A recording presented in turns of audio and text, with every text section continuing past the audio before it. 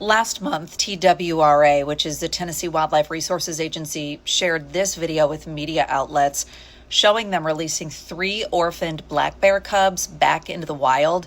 The cubs had been discovered after their mother was hit and killed by a car in Sullivan County.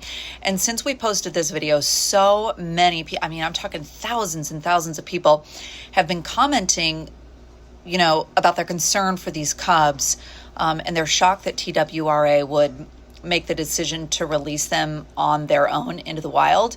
And so I followed up with TWRA this week just to ask what kind of feedback they've been getting from people about the decision.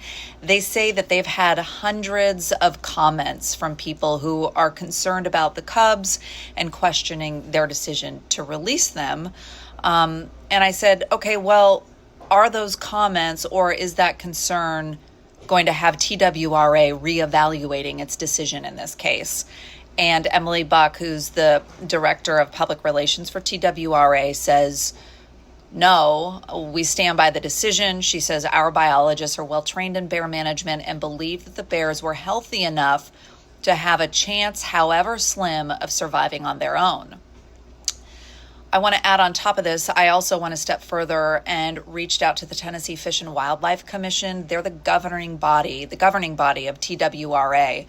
And I reached out to Chairman Chris Devaney, and I reached out to Commissioner Haynes Torbett because he oversees the area where the bear cubs were found, and then the chairman because he's the chairman. I emailed them multiple times. I called, I texted, asking, you're the governing body. There's this feedback coming to TWRA. Do you plan to independently evaluate the decision that was made here? And neither of them ever responded to repeated requests for comment. So you can see here as they release the cubs that they have tagged ears. And so I asked TWRA, what's the deal with that? What's the purpose? TWRA says that this allows the team to identify the bears if they're spotted later, or if they're involved in some sort of conflict that TWRA would respond to. I said, are you guys tracking them in any way? And they said no, that the GPS collars are not used to track individual bears outside of research projects. So in this particular case, these bears are not outfitted with GPS collars. People have asked about surrogacy. Why not find a surrogate mother for the bear cubs? We've addressed that with a few different experts. Others asked, why not take them to a bear rescue?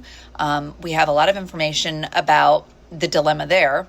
And others have asked, well, what is their actual chance of survival? So we've done a lot of investigating into this story, and we have a lot of information that should answer all of your questions. You can find that right now by going to the link that should be shared in our bio.